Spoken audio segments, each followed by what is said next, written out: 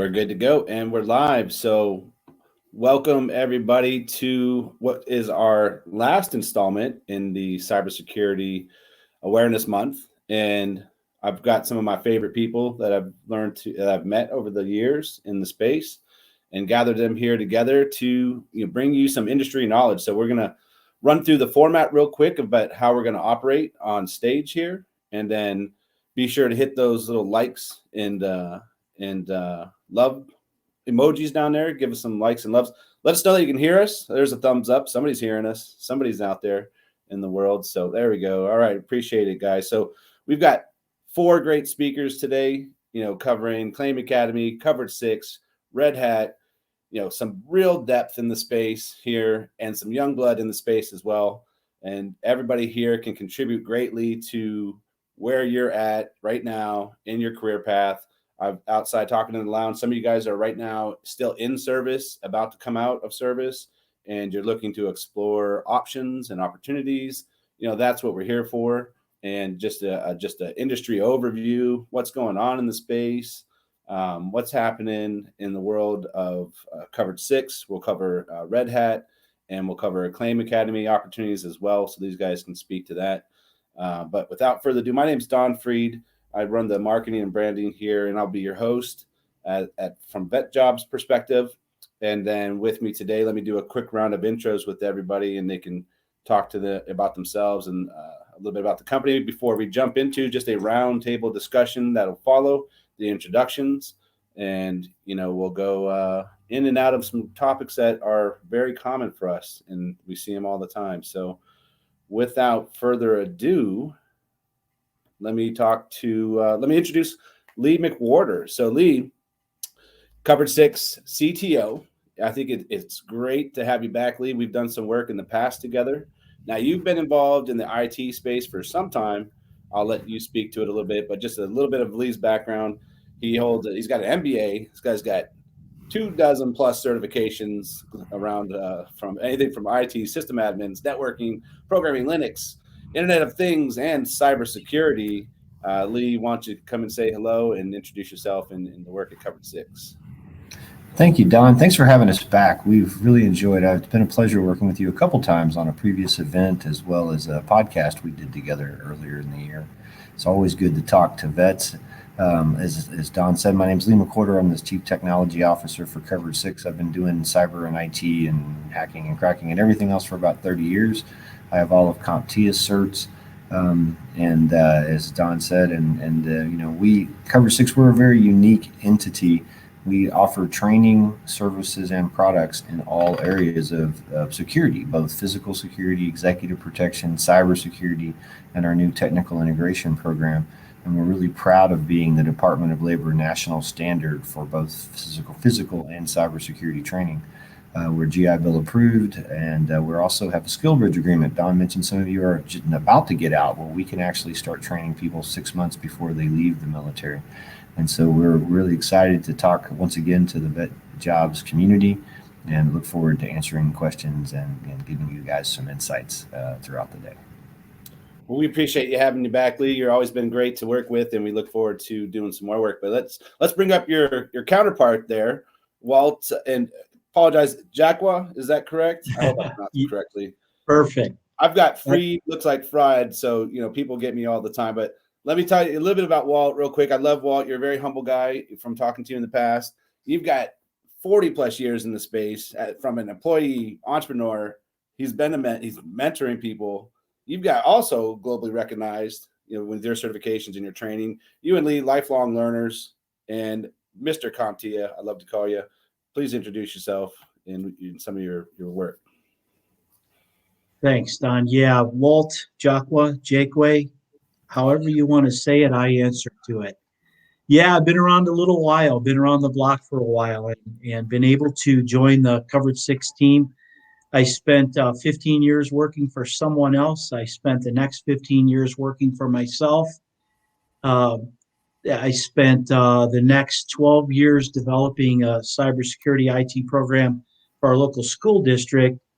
And then for the last year and a half or so, had the privilege of working with Lee and with the Covered 6 team and building out a program that is training the next generation of IT and cyber professionals, both civilian and in service, still in service, and those that have transitioned out of service. And I tell you, I'm having the time of my life. It's been a blast. So we're just basically we're offering a cybersecurity technician program. It's an introduction course. It's completely instructor led. It covers a period of 5 weeks, 200 hours. We cover the A plus, Net plus, and Security plus certifications during that 5 week.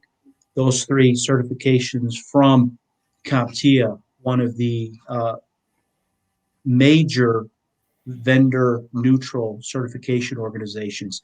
We have a very unique blended type of instruction.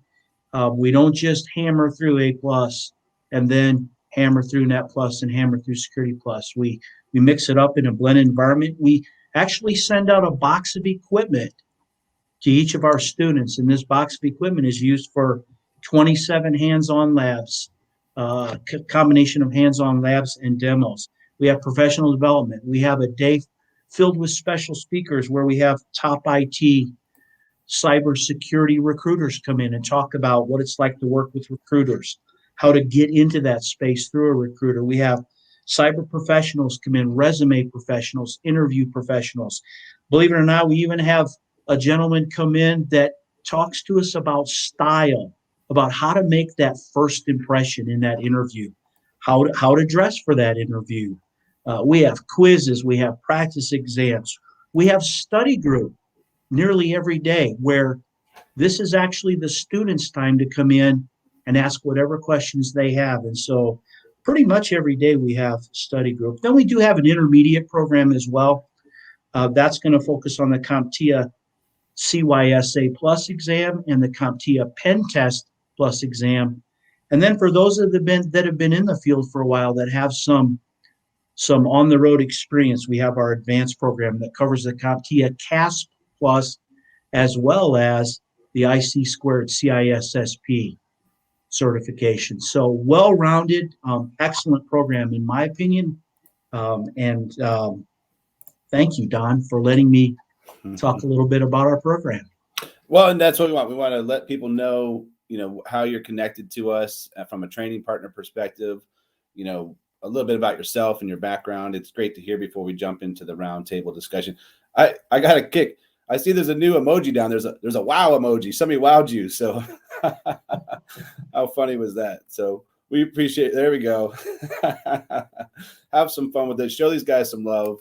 We certainly appreciate you guys coming to hang out with us on a Friday afternoon. And, we appreciate you, Walt, as well. So this next gentleman, let me bring up Mr. Nolan Green, is in the business development management side of the house with Red Hat.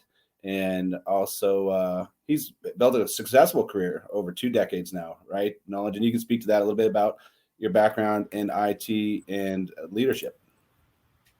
Yeah, first off, Don, thanks a bunch for having us and allowing us to come in and be able to be part of this forum today with this esteemed panel roundtable. So again, my name is Nolan Green. Hi, everybody. And I am an Air Force veteran. So, and I work at Red Hat. Red Hat is basically, we're the world's leading provider of what's called open source solutions. So hopefully everybody's heard about open source solutions. When we talk about open source, I see a lot of thumbs up and hand claps, so that's good. Open source is basically, our open source software. Our software is open, so we work with a community of folks to basically to build our software solutions. And what we found in our model, the way we do these, is that those types of solutions are a little bit better because they're being developed and worked by a community of individuals. So, but with all of that, training is still needed, right? And so what we do is, with all of our solutions that we have out there, we always work with our customers to make sure that whether it's some of our software, like, one of the most popular ones that you probably have heard out there is Linux, or some, you may have heard the term RHEL. It's just an acronym that stands for Red Hat Enterprise Linux. There's training that's needed. And so in my particular role, I work as the Air Force Training and Certification Manager. So I work mostly with the Air Force. And so I go and work with our account teams to talk to all of our customers and make sure that if there's like a rail, like I just finished talking about, and we take a look at their workforces, if their workforces are skilled, we have courses that will kind of figure out where they're at. We have assessments that we give to them and make sure that we don't waste their time where they don't have to start from the beginning if they don't need that. If they need that, then we have courses that can handle that as well. As far as veterans is concerned, we actually have a program that we've been working with in jointly with VetJobs. And actually, I want to mention our other partner. For those that keep up with the industry, you'll know that Red Hat was acquired by IBM back in 2019. And so we've been working jointly with IBM. IBM had been working primarily in a program called Skills Build, not to be confused with Skills Bridge. Mm-hmm. And in Skills Build, we basically offer some Red Hat offerings. So our system administration course, Red Hat System Administration 1 and Red Hat System Administration 2, those are exclusively offered through the Skills Build program. And we give this to veterans and veteran spouses for free. I was looking it up, and it turns out to be somewhere around about a $10,000 value, MSRP, that is, which is a pretty good deal for folks who are just starting out. I know this firsthand because I just retired myself in 2019, and there's a lot of stuff to have to worry about, right? And so having to spend $10,000 or whatever job for a certification, while we know it's necessary and we have to do it, it can be a little bit of burden as you're trying to figure out how to get going on that after you transition into that next life, if you will. So again, I'll be quiet and just want to give a brief overview, but very excited to be here and very excited to talk to this particular community. Look at all those likes, the love. You got some wows in there too. Congratulations on your recent retirement. That's great for you in separation. Always love to see that.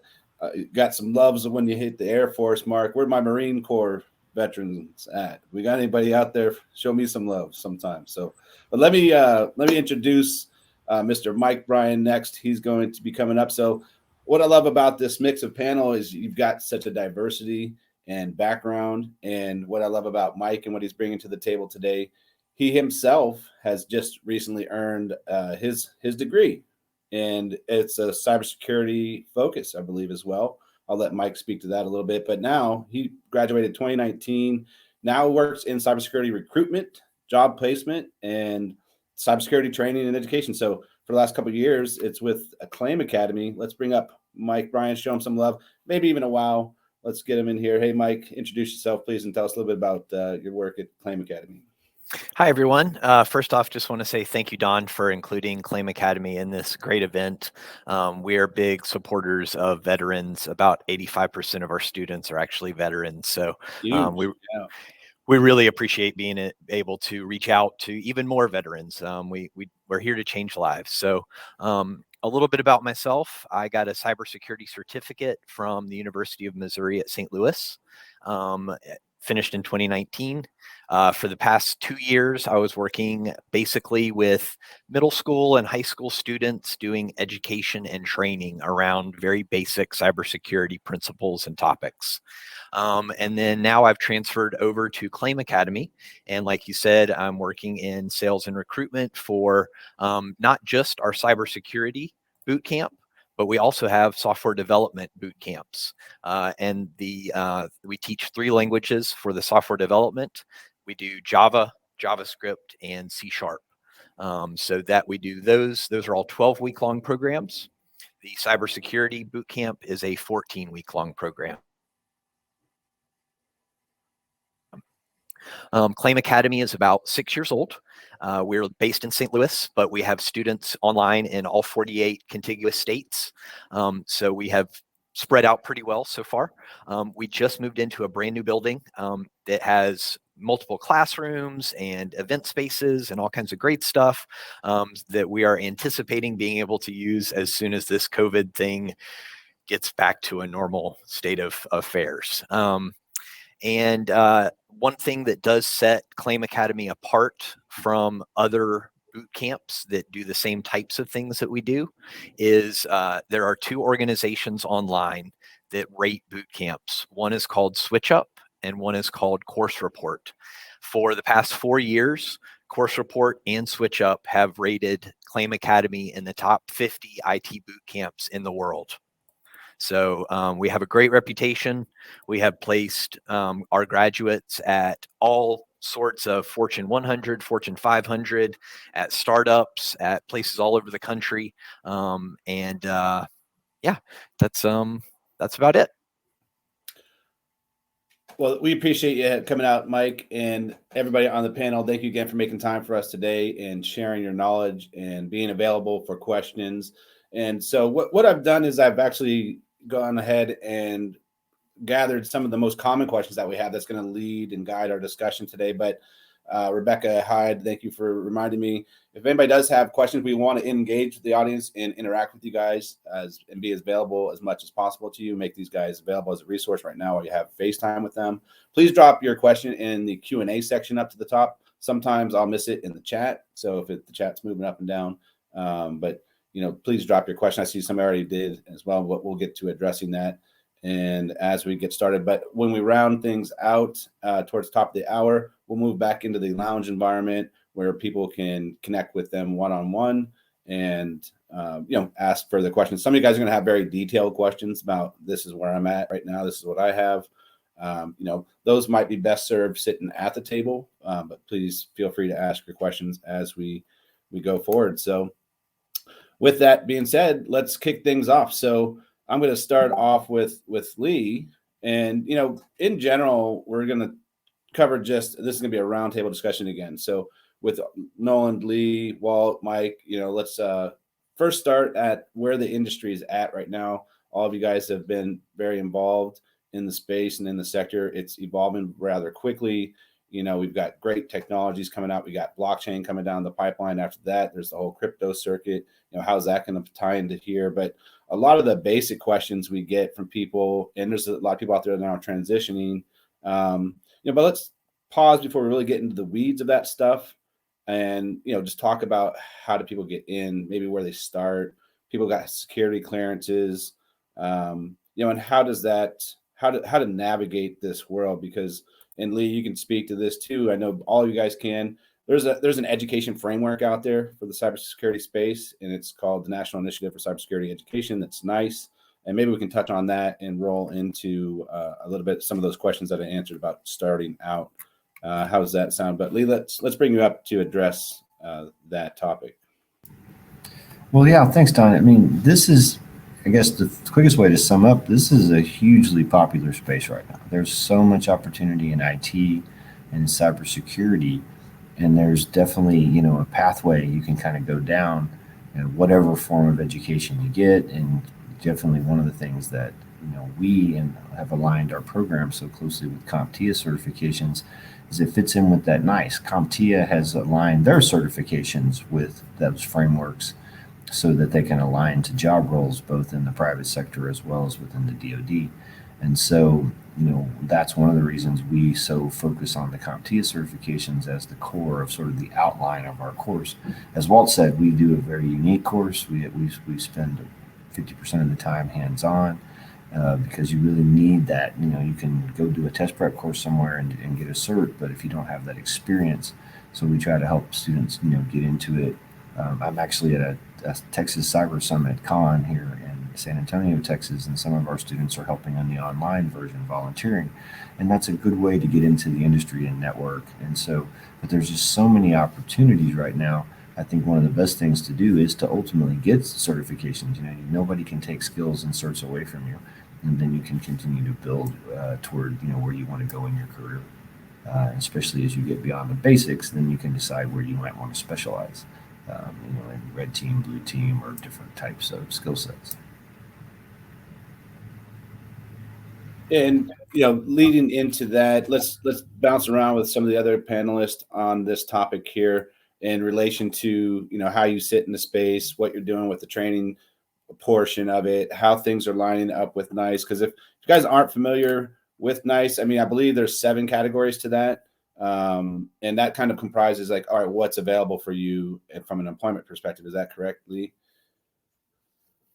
Yes, the NICE it tries to align skill sets with job roles. Right. And there's a whole series of analysis, job skills analysis that's done to do that. And so CompTIA has made sure all of their certifications are aligned with that. And one of the things that I think you mentioned in the notes, the CompTIA has put together that site with some other partners called CyberSeek, which you can go out there and look at all the jobs that are available in different industries by geographic areas, and all of that's aligned with the NICE standards as well.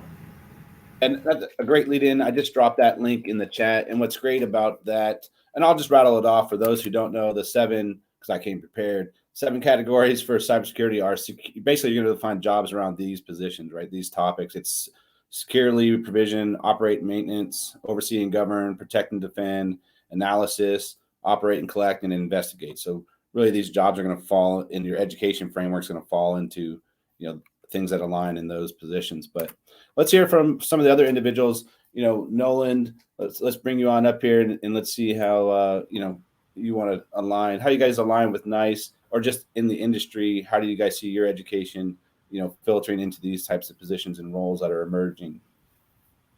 Yeah, thanks, Don. I really wanted to have opportunity to speak to this one. So, as far as Red Hat is concerned, so I'm not sure if I mentioned it before. So obviously we partner with IBM as well as VetJobs. But what folks can do I know we got a lot of veterans out there, is you have to actually come through VetJobs, and VetJobs will actually work with you. They're verified, veteran status and all that other kind of stuff. And then that's your entry point to actually getting to the Skills Build program to take the Red Hat offering for free there. Okay. As far as the actual certification itself of system administration that's offered in there for free, that is a recognized certification across the board as well. And our certification, we really focus a lot on hands-on. So what you will find as you go through those courses is that there's coursework, but then there's a lot of lab work in there as well, right? And when you get ready to test, our tests are not they're not multiple choice, right? Which a lot of exams that you're used to maybe going to see, they're going to be more performance based or hands-on based type of tests.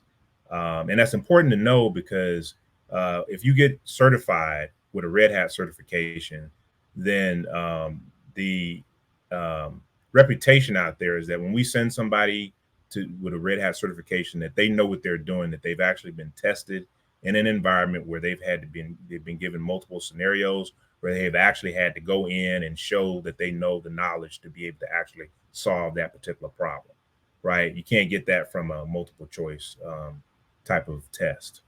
And so that's how pretty much that particular one works. But in addition, something that I've been working on and pretty passionate about since I got on board at Red Hat is because a lot of folks have asked, hey, how do I get a certification and what do I do with it, right? So we've actually got the recruiters between VetJobs and Red Hat are talking. And so we're sharing resources and so let me show you or tell you what that means. So we're trying to set it up so that when a person goes through the program and they actually graduate or they finish and they get certified, then we want to say that, we don't want to just release you and say, hey, good luck. What we're trying to do is we're trying to actually get you paired with, any of our open roles. So what's happening now is as we get, I get word of open positions or our team at Red Hat gets word of open positions. Those recruiters are passing those open positions over to VetJobs. And I believe they have a place where they post those so that the community can kind of take a look at those and decide, is that something that they, can want to go ahead and apply for. Obviously, if you have a certification that makes you more marketable and that makes you a little bit more competitive than folks who don't have a certification. So that's kind of the thought process and the path that we go through. And even our recruiters, as well as I know VetJobs recruiters as well, they also do the other things that you would want a partner to do with you, which is to sit down, look at your resume, help you to kind of decode it based upon what the position is, and really try to do everything that we can to help give you more of a leg up to be successful, to get you to the interview. Because that's what a resume is for, right? To try to get you to the interview, so that you can show off who you are and show that you're a good fit for the position. So I hope that answered the question, Don. Or yeah, no, it was great. I appreciate you elaborating a little bit on your connection point to the industry like that, and to us here at VetJobs and how we work in conjunction with our training partners, just like Covered 6 and Claim Academy as well. We're a pipeline to that, and we do a lot of things that they don't from the employment perspective. So it's great that you're reiterating that to the audience. You know, we get them in and help them translate their skill sets into the resume piece. That's a lot of the work that's done in-house, and then the job search function as well is leverage from your training partner perspective and your relationships to our end as well. So there's a great partnership done, on both sides here with all of our partners. So, but before we move forward, I'm going to get to some of these questions coming up in the chat box over here. And before we move into Mike, I'm going to come around to your question here shortly. I do want to bring Walt back up. And Walt, if you could just speak to, because you got a depth of experience as well. Some of the common questions, and this would be something for you to address, Walt, is, do I have to have a security clearance to get started? And what are some of the best entry-level positions for somebody who has no IT and cyber experience? If you could touch on that for us, Walt, I'd appreciate it. Yeah, thanks, Don. And yeah, a lot of students coming into this field that want to come into this field really don't understand the depth and the breadth of this field. And way back when I started, you were basically either a programmer or you went into the electronics end of things. That was it. You fixed mainframes or you programmed. And today, when we look at IT as a whole, cybersecurity even, and I'd like you to all think back of when someone tells you, oh, hey, I'm a doctor. What's the first question out of your mouth? Well, what kind of doctor?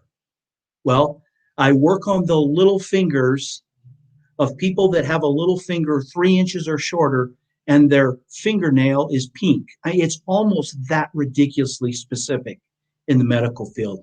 And I'm telling you all, it's that way in the cyber IT field as well. It is so broad, it is so deep that when you tell someone, oh, I'm in IT or I'm in cyber, the first question out of their mouth is, well, what do you do? It's so wide. So yes, coming in. And one of the key points of coming in with no experience, no training, is really getting a foundational education in the subject, a broad view, which is why I love the vendor agnostic certifications, because what they're doing is they're introducing you into various areas of IT, various areas of cyber. We start with the A plus, the Net plus, the Security plus. Well, why don't you just go directly to Security plus? Well, because in order for you to lock down a network, you have to understand how a network works. In order for you to lock down and harden a host system, a PC, a Mac, a Linux machine, you have to understand how that machine operates. So it's very important to get those foundational skills. How do you get started? Well, that's the way I believe, is to get those entry-level certifications. And you're not going to walk into a six-figure high-level security, cybersecurity job right out of training. You're going to have an entry-level position.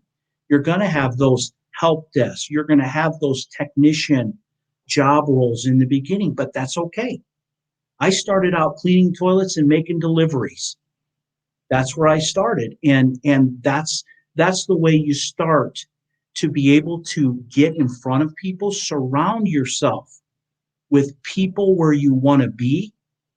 Don't pay any attention to the naysayers. Get involved with those people that are doing what you want to do. Pick their brains. Surround yourself with them. Find mentors. Find job shadow opportunities. Find internship opportunities. While it's unpaid, hey, you know what? Get the experience. Volunteer. All types of different ways that you can get into the field. And then what you have to do is you have to touch it feel it, live it, breathe it, and then all of a sudden these points start to make sense. Okay, I want to be a cybersecurity analyst. No, I'd rather be a penetration tester. No, I'd rather be whatever, fill in the blank. But you can't necessarily come into it say, I know exactly what I want to be, because it's such a fluid field with so many different points. Great, thank you for that, Walt. And again, we're just covering we polled a lot of people. We've seen hundreds of candidates. These are a lot of the common questions, and they're not always going to apply to everybody out there in the audience. And again, we have the Q&A section up there, but let me cover some of these questions up here at the top, and we'll rattle them off real quick before we jump into the next segment with Mike, and we'll pivot into the employment piece. But let's just go through some of these questions. So I believe all of these are available online virtually, correct? They don't have to, it's not all brick and mortar. You have to be attending. I believe you're all set up that way. Yep. Mike, yes. Claim Academy, Covered 6, Red Hat. Nolan, I believe, virtual as well. Yeah, because you're inside our skills build system as well, right? Right. Yeah. So it's self-paced online. Mm-hmm. So everything's can be accessed virtually, so you don't have to be anywhere specific. Thank you for that question. I believe that was Jeffrey Dent. Sorry. I would like to point something out. The VA has changed the way they're funding things now. So unless people are using vet tech funds, they can't do anything online. So caveat to that, and say it one more time, Mike, for everybody in the audience, just so they hear it one more time. Yeah, so the VA has updated how they're doing their funding now. So if you want to use your GI Bill, VRNE, or VRAP, or any of those three, you have to be in person in the class after December 21st. The only way that you can do an online course after December 21st of this year is through vet tech funds. Which there's a pool of money out there for that, and get in early because every year it's released. I believe it's still in its pilot phase, if I'm correct. And there's a pool of money out there available through vet tech. And when it's opened, there's a floodgates. People are coming in and applying. So you're really competing for those dollars. So we encourage you to be aware of that. And thank you for sharing that with us, Mike. Any last comments before we jump off of that topic and move a little bit more into more specific questions? I did want to say something about degrees. Sure. We found that it's great to get a cybersecurity undergraduate degree or master's degree, especially if you're moving upwards in your career progression. But to start out as an entry-level person, that undergraduate degree a lot of times is not enough to get an entry-level position. So we really focus on the certification. I should have mentioned that before when I was talking about our cybersecurity program. It is based on the CompTIA Security Plus, the 601, and we give a voucher to our students so that they can take that once they're finished with their program. Well, you've led us perfectly, Mike. You set us up for the next topic, which is the question of the time. Is moving into the industry without a degree was the question that I wanted to bring to you. So you've talked a little bit about that. But should people be pursuing or thinking of bachelor's degree or master's? Can you talk to that in relation to certifications and these types of training courses that are there? Yeah, I would say for those people that really like education and have the money and the time, college is great because you're going to get a well-rounded education. You're not just going to learn about cybersecurity. You're going to learn how to write. You're going to learn how to present. You're going to learn all these soft skills and all these other skills that you wouldn't get by doing a boot camp like some others. Our boot camp actually incorporates soft skills training into it as well. So the cool thing about the cybersecurity industry is there are often funds available for new employees and current employees to do further education. And many people that I know in the cybersecurity industry started out with an undergraduate degree, got that Security Plus certification, got an entry-level position, and after they moved up one or two positions, their company actually paid for them to go back and get their master's. So that's a pretty common situation that I've seen a lot in the past few years with working with people trying to get into the industry, that the company will often supply funds for the people to do further education. That's great. Thank you for that, Mike. And Lee, I'm watching the clock. I know Lee's going to be departing here shortly. He has another event. Yes, he's that high in demand these days. But Lee, let's bring you back up here again. And I have a specific question for you. And I'll be pinging Walt more about the CompTIA stuff as well. But leading off of following up on Mike's elaboration on the education piece. How have you seen this evolve given the shortage of jobs in the sector? We're talking 2 million jobs and the gap and the challenge that's being faced right now from the quality of education and training and people coming into the space. Can you talk to that a little bit about what you're seeing and how that's evolved? Yeah, I mean, I agree with what Mike said overall. I mean, one of the things that we've built our program to do is to be as quick as possible to help people try to bridge that gap and get into the field. Because, I have a master's, I have multiple college degrees. I think very fondly of college, but, that was a different time. I think if I was today a younger person, I would go this route of going with a quicker approach. And then, as Mike said, later on, getting that degree very likely funded by company to to move you into management. But to get that first cybersecurity, one of the things, and I'm not going to say that, but our operations manager was actually one of the first students of our very first cybersecurity program, and he was halfway through an online master's of cybersecurity program himself, and he's still finishing. He's about finished with that, and but he told our boss, basically, when I was teaching the first class, he was like, I've learned more in 3 weeks with Lee than I've done in 3 semesters online, because we're really doing hands-on stuff. It's not all conceptual, computer information system stuff. That's useful to know, but if you really want to try to get in and get employed inside of 3 years and under 100 grand of debt, then I think the boot camp approach tied to industry aligned certifications is definitely the way to go. And so I've become a big advocate to help them create multiple cybersecurity programs. This is definitely the best I've ever been part of. I've got some of the best people. Walt is a train-the-trainer instructor for CompTIA, so am I. So we brought some of the best instructors, and we use multiple good assistants to drive all of our hands-on labs. So when you come out, you actually have some real hands-on experience you can talk about. You've done some capture the flag. And all of that helps you work with our recruiting partners to get yourself placed. And then you can think about the college later on. Well, and Lee, I know you've got to run here in the next minute or so, but we certainly appreciate you making time for us. And I'll drill in a little bit more into CompTIA with Walt here. Show Lee some love. Send him off with a smile. I see you smirk a little wow. I'll give you a wow here, Lee. Here you go. Wow. Thank you all. We love Thank you. you. Don, thanks for having us. VetJobs, it is always such a distinct pleasure to work with you and your whole staff, Rebecca and everybody. Thank you so much for having us back. If you need us again, we're happy to help. And if anybody there's a lot of our staff that'll be around in the booth later, and Walt will be hanging out. But I've got to go do an OSINT presentation now. So thank you very much for having me, and you guys have a good rest of your weekend. Thanks again, Lee. You take care, okay? Be safe out there. And thanks. We're sticking around. We're going to continue forward here. I'm going to bring up some other speakers here to keep it going as Lee departs here in a second. And he's still hanging out. He's still Lee, you hang out. I'm going to give you some more questions. Here you go. But I do want to pull up. See you later, Lee.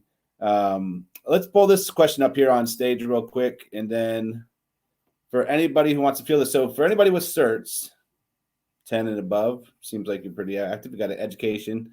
That's BS or ABS, sorry, already, but they lack direct experience outside of that. Where is the expected landing spot in the industries or entry level? Raise your hand, Nolan, Walt, Mike, who wants to field this one? Oh, Mike's in there first, and we can circle back with Walt and Nolan as well. Yeah, I would say in my experience, even with that many certs and education, because you don't have the direct experience, you're going to be looking at an entry-level position. And they've spoken to that a little bit, Colin, and then Nolan and Walt, if you want to jump in on this. I think somebody touched in about help desk being an entry point as well. I think, Walt, that might have been you. Any additional thoughts here? Yeah, no, it's probably ultimately going to be entry level, but I mean, that doesn't mean, $10,000 a year. I mean, I've seen it placed 6 figures entry level for folks because there's such a huge demand. And I'll tell you another thing that is a beautiful thing, and why I love teaching vets, why I love teaching active duty, is because you've lived life, you've been there, you've done that, you're responsible, you're reliable, you understand what it takes to be successful. And so coming out of that environment, buckling down into getting certifications, there's a lot of experience there that you don't realize you have. And getting the proper people to work with you and developing a resume around your experience, even if it's non-IT experience, a good resume writer, and it's not that they're lying. They're building your previous experience into stories that you can tell in that interview. And if you can relate those stories and get that entry level job, you're not going to be there long, because you're going to excel in that because of the advantages, because of your character that you have, your skill set coming into cyber, um, tank mechanic, right on down the line. It doesn't really make that much difference as long as you can relate your experience in a tellable story that exhibits your skill sets. You're not going to be in that entry level job long. Yeah, thank you for that, Walt. And then Nolan, did you want to jump in here or add anything before we move into the next question, which I have for you? Yeah, so I'll just be brief, and I want to echo everything that Walt just said. And I'm talking from personal experience myself, what I did in my transition coming from the Air Force over to Red Hat. And the big thing that I would just recommend for folks is I want to highlight networking, right? It's good that you have all the certifications, but I see a lot of friends and colleagues of mine. They get they get very frustrated because obviously, if you've got 10 certifications off the bat, that means wow, this person is, must be qualified, and it should be an easy in to get a position. But what I have seen firsthand as well is that that's not necessarily the case, and I know other folks who are in the same boat. So what I would say is a lot of networking. And how do you do the networking? You do a lot of the stuff that Walt talked about, volunteer opportunities. Take a look at some intern opportunities for a lot of the veterans who have gone through, if TAP means anything to you, transition assistance program that the military runs you through before you get out. Usually a lot of times there'll be flyers that they'll give you, exposure to some interns. I recommend that you take a good look at that, because what an internship will do is not only does it give you an opportunity to kind of get a feel for the company, but it gives the company an opportunity to get a good feel for you, get comfortable with you. You get to impress them. And that's networking going on right there as well. If you impress them enough, then they'll, it'll just flow very, very naturally into them offering you a position of something that you want. And so I can't overstate networking enough. You have to have that paired in with the other stuff, the certifications, and the education piece as well. Great. Thank you for that, Nolan. And, I think we've tackled that question head on. So I appreciate you guys getting in there. Now let's move into a little bit more specific questions. I'm being cognizant of the time. We've got another 15 minutes to round us out to the top of the hour before we go back into the networking tables. Get your questions in, everybody. I believe we addressed all of them right now, but I've got some specific questions for each of you, because I do want to touch in on your specialty and your training pieces, so we can get a little bit more in the weeds of that stuff for the audience members.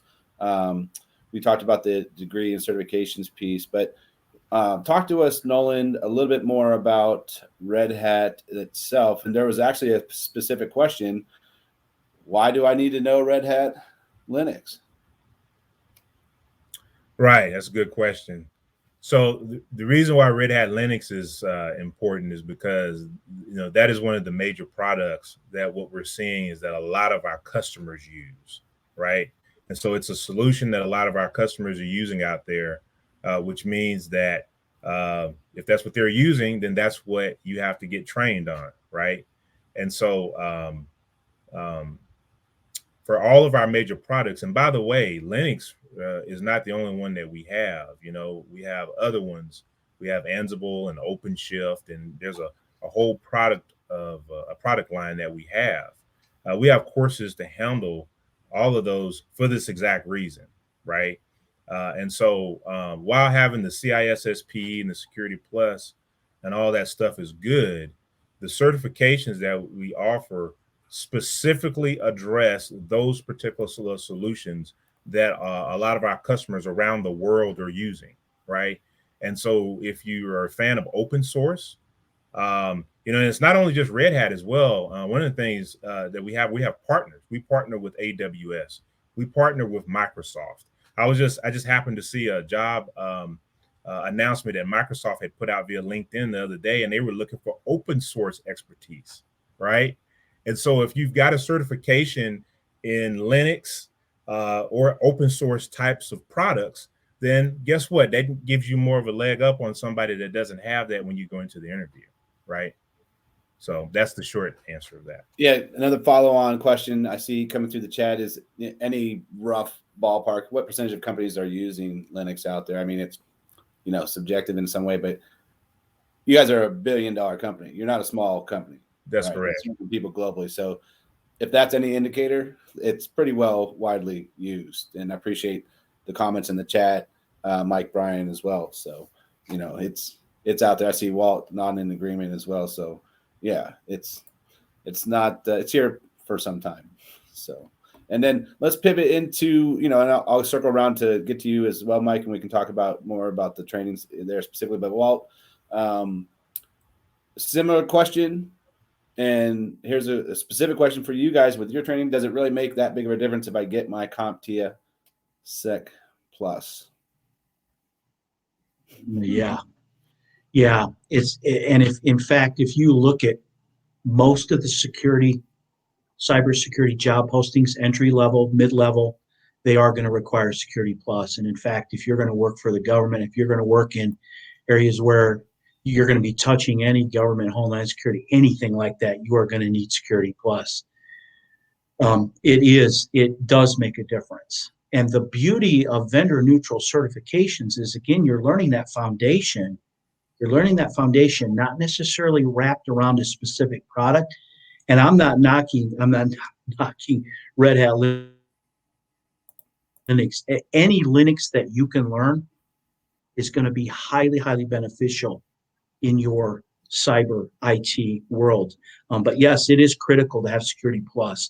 What I enjoy about teaching the intro classes is we're not just jumping directly to Security Plus. We're giving that hardware operating system foundation with A+. Then we're giving the network foundation with Net Plus. And by the time you've taken your A+ and your Net Plus, that Security Plus, you've got about 50, 60% of that certification under your belt already. And the remainder is policies, procedures, terminology, the basics of being able to talk the talk of cyber. And yeah, Sec Plus is a must-have. You heard it here first, ladies and gentlemen, right directly from Mr. CompTIA himself. I love you guys, and I know you guys have a heavy focus in there and big background in that. And then, Mike, similar question in the thread of what you guys focus on for your training piece. And I know there's a handful of things, not just one, but speak to us a little bit about the Java aspect. You know, how does that fall into the industry sectors?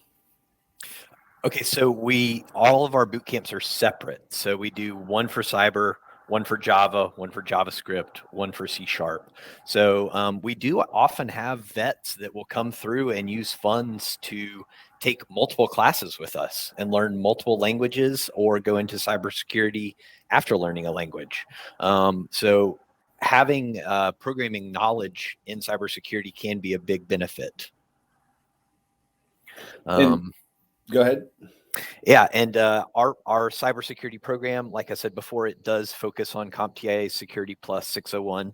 But in addition, the teacher goes over some basic Python programming and some other peripheral information that's not included in that 601 book. And then in addition, we have a lot of soft skills training with resume building, LinkedIn profile evaluations and updating, technical interviews, practice, regular interview practice, all of that kind of stuff.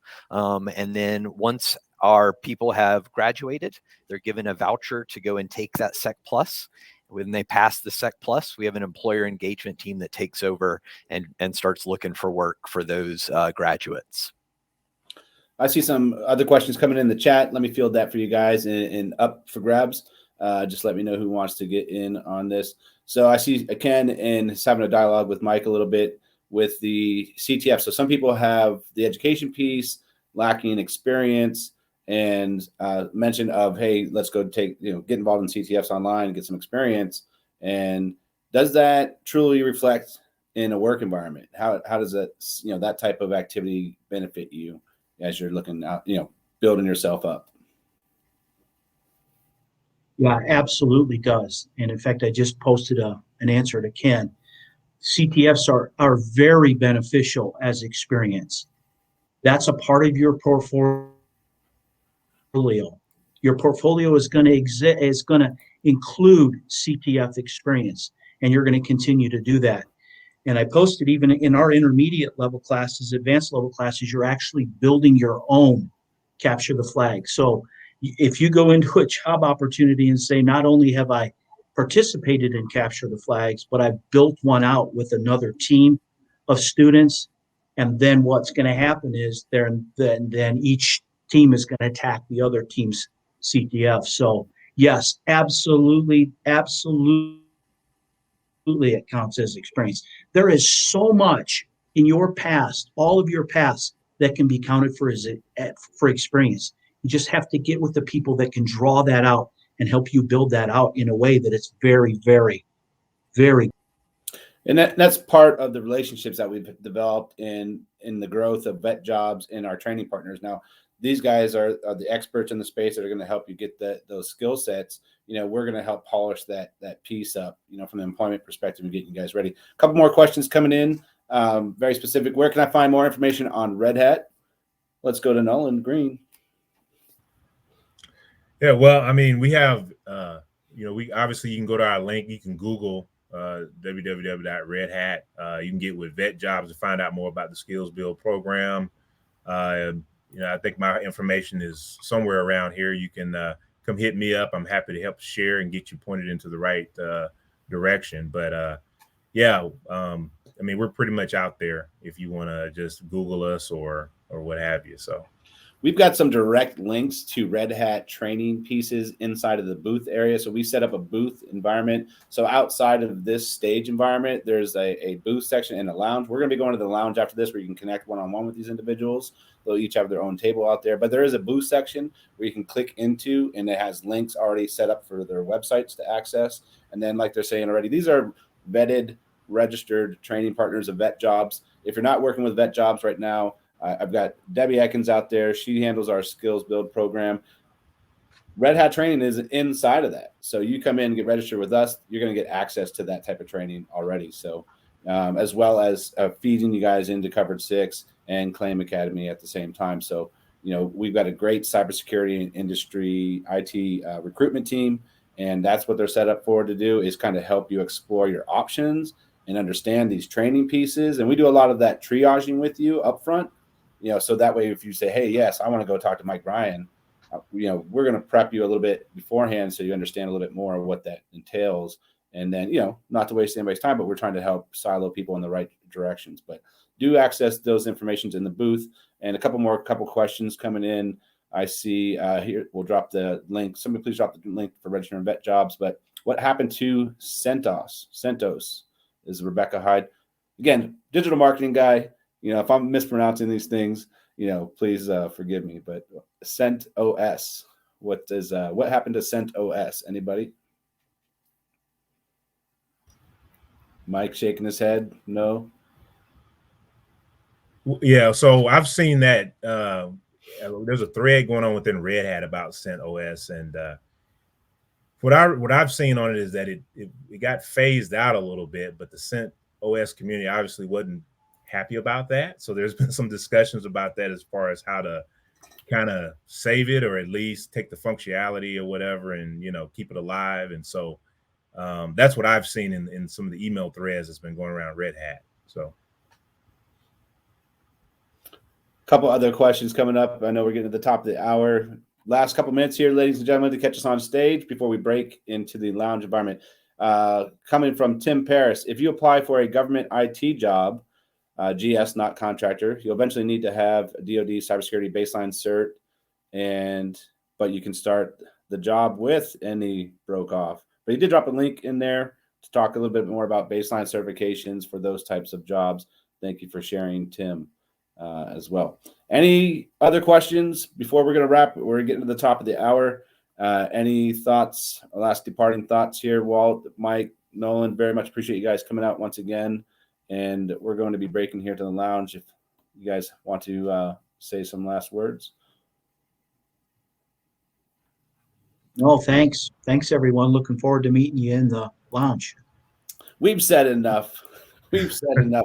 Drop the mic. Show these guys some love, everybody. Thank you again for coming out. This is recorded, so if anybody does want a recording of this to access that, you've got my email. I believe I've emailed everybody who's out there today, and let me know if you want to have access. You're welcome, Winston. Thank you, Tim, Adrian. We've got Carl Johnson out there, Mike Bryan. We got Air Force guys. We got Army guys. We got National Guard guys. We got Marine Corps guys? Question mark? Where are we at? Where's my love? All right, guys. This is going to be a wrap. We appreciate you guys. We're going to break and go to the lounge now, but we thank you once more, Nolan, Walt, and Mike. Very much appreciate it.